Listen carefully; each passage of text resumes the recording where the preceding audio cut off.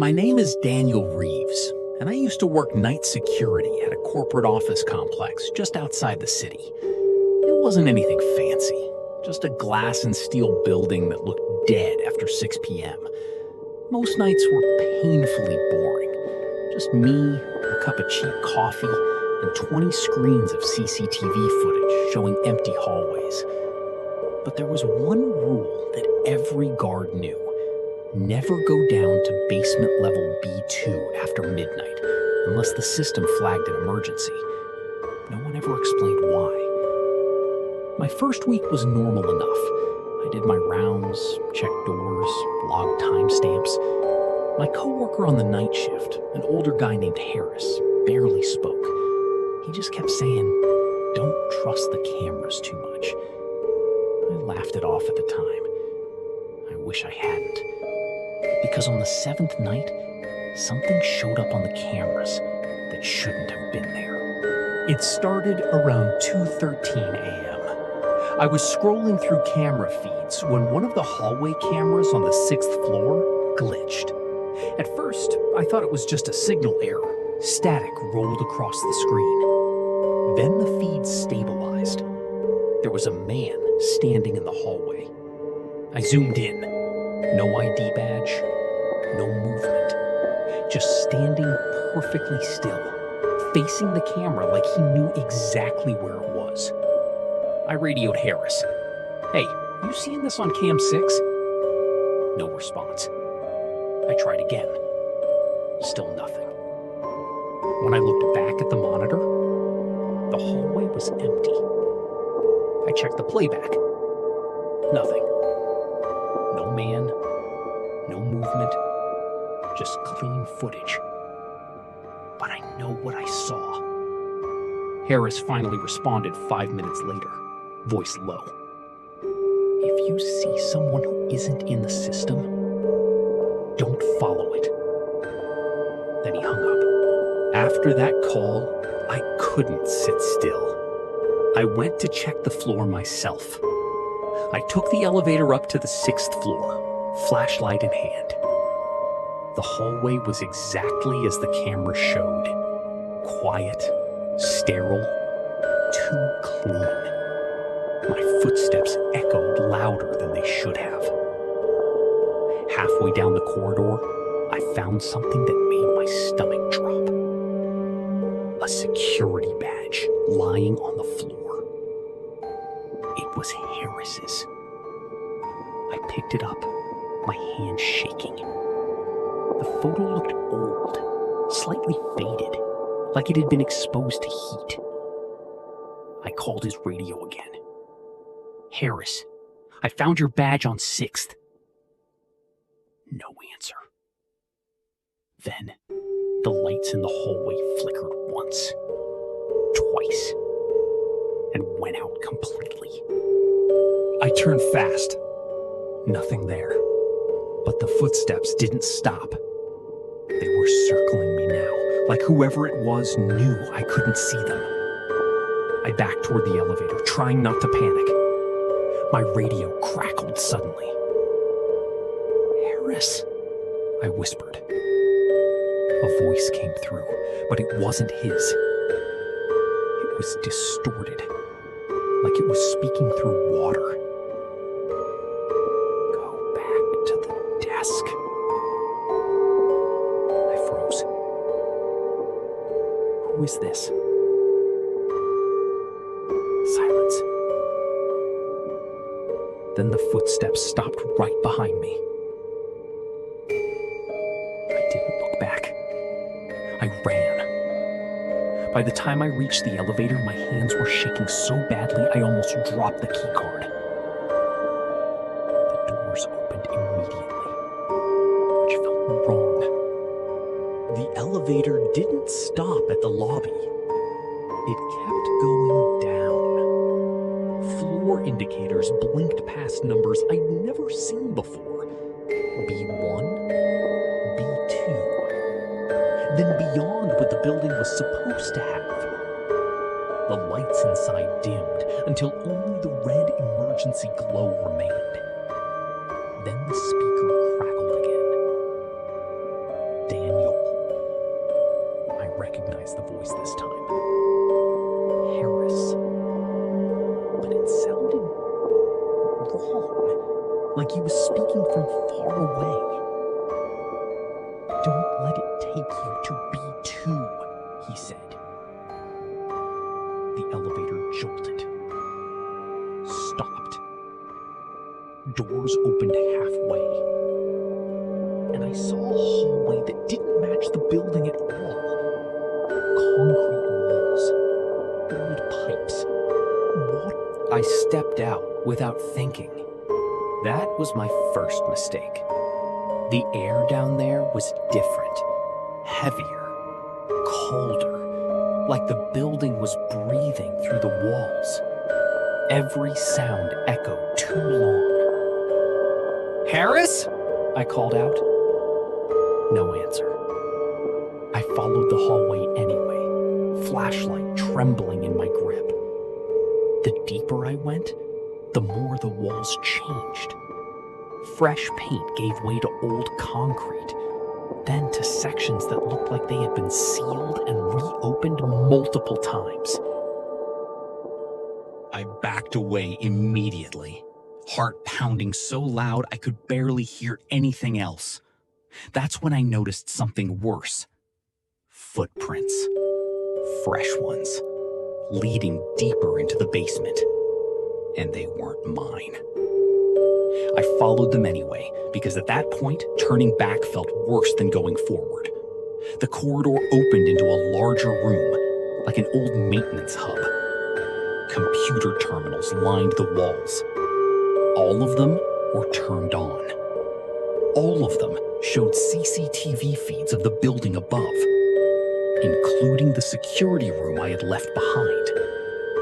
And sitting in my chair on the screen was me. But I wasn't there. At least, I shouldn't have been. The version of me on the screen slowly turned its head toward the camera and smiled. I stumbled back so hard I hit the wall. The screens didn't glitch. They didn't cut out. They just kept showing me. Harris's voice came through one of the speakers in the room, clearer this time. "You're in the loop now." "What loop?" I shouted. No response. Instead, the monitors changed. Now they showed me walking into the basement. Moments ago, from a different angle. Like it had already happened. Like I was watching a memory I hadn't lived yet. I ran out of the room, but the hallway outside had changed again. The exit signs were gone. Every direction looked identical. And somewhere in the dark, something imitated my breathing. I started walking fast, trying to find any landmark, anything. But every corridor looped back into another corridor. Then I heard it again. My voice. Not mine speaking, but recorded. "Don't let it take you to B2. Harris." Or what was left of him. I finally found a door marked B2 access. It was already slightly open. Cold air poured through it, and I could hear something inside. Not footsteps this time. Typing. Fast. Constant. Like someone was still working. I pushed the door wider and saw rows of security desks. All occupied. Except none of the people at them moved. They were all facing screens. All wearing uniforms. All of them looked like me. One of them finally turned its head, slowly, and looked directly at me. Then another. Then another. blinking, no emotion, just recognition. Like I was late to something I was already part of. Harris stood in the far corner of the room, or something that looked like him. His face was pale, almost washed out. His eyes were sunken. "They don't hire security guards here," he said quietly. "They replace them." I shook my head. "That's impossible." He pointed at the monitors. Each screen showed a different night shift, different versions of me, all ending the same way. Walking into B2 and never coming back out. I asked him how to get out. He didn't answer right away. Instead, he walked toward me and handed me a key card. It looked like mine, but older, worn down, like it had been used thousands of times. "You already tried leaving," he said. "You just don't remember it yet." That sentence didn't make sense until the lights flickered again. And suddenly, I had a flash in my mind. Me running through this same hallway, falling, getting back up. The room suddenly went silent. Every monitor shut off at once. Then one turned back on. It showed the security desk upstairs, empty, but the clock on the screen read 2:13 a.m. Again. Harris grabbed my arm. "You need to go to the server core. That's the only way to break it." I didn't want to trust him, but I also didn't have a better option. We moved through the basement together. The corridors felt shorter now, like the building was collapsing its own layout. The deeper we went, the more I felt like I was being watched from inside the walls. Then we reached a steel door labeled Core Access, and behind it, something was humming, alive. Harris used the key card. The door unlocked with a sound that felt too mechanical, too precise. Inside was not a server room.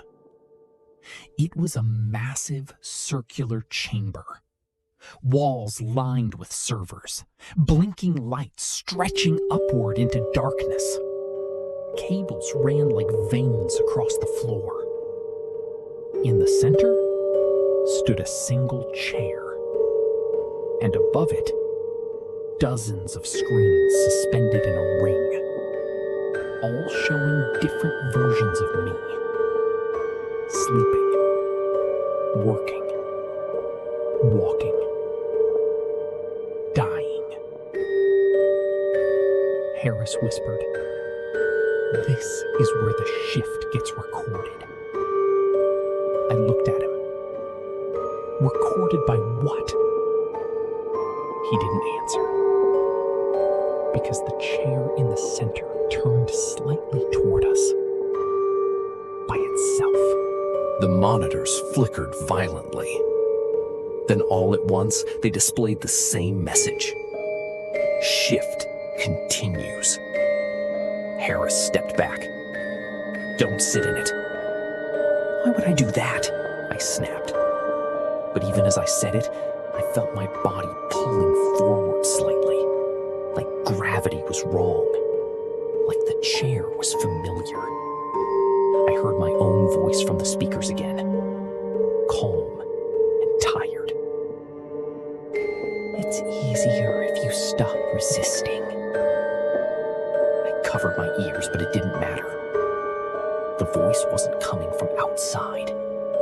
It was coming from inside the room. From every direction. Even from me. Harris suddenly grabbed me and shoved me backward.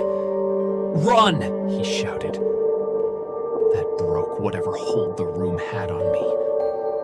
We sprinted out of the chamber as alarms began to echo through the basement for the first time. Not emergency alarms. Reset alarms. The corridors behind us started changing. Doors sealing, paths shifting.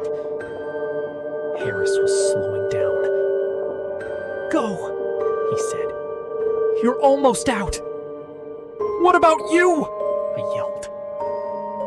He gave a tired smile. "I stopped being out a long time ago."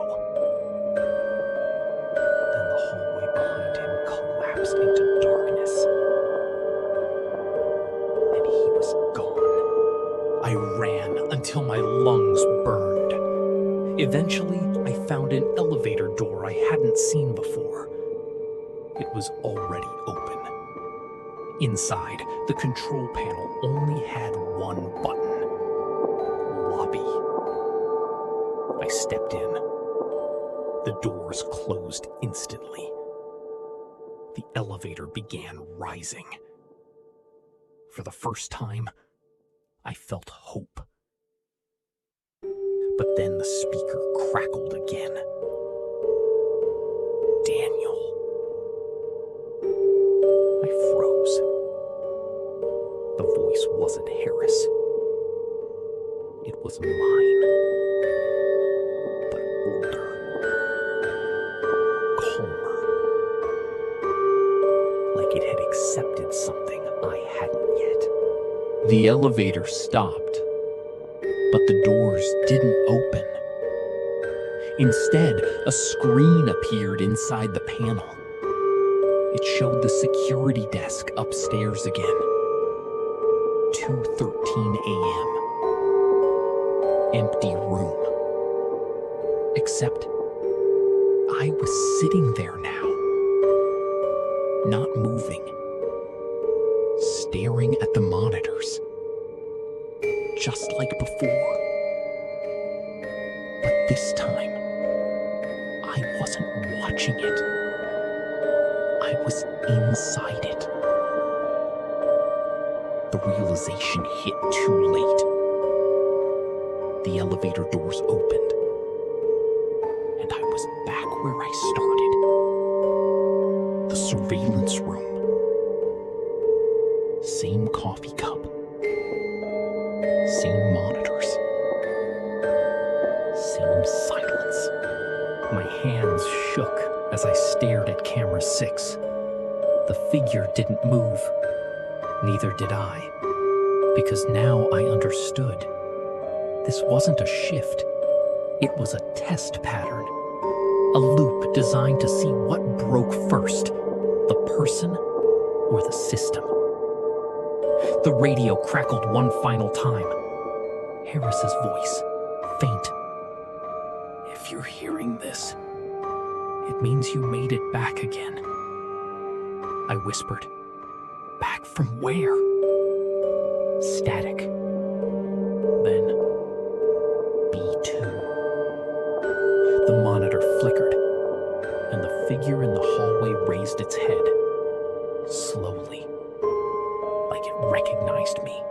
I don't know how many cycles passed after that. It could have been minutes. It could have been years. Every time I tried to leave, I ended up back at the desk. Every time I ignored it, the system got more aggressive. The man in the hallway started appearing closer each loop. First at the far end, then halfway, then outside the door. Now, right behind the glass, watching me sit here, waiting for me to break. And I finally understood Harris's last warning. It wasn't, "Don't go to B2. It was, "Don't let it notice you noticing it." Tonight, I'm writing this during my shift. I don't know if anyone will read it. I don't know if reading even changes anything. The cameras are still running. Camera 6 is still active. And the hallway figure is standing exactly where it always is. But this time, I didn't look away. And I think that's the mistake. Because the screen just flickered. And now, I can hear footsteps behind me. Slow.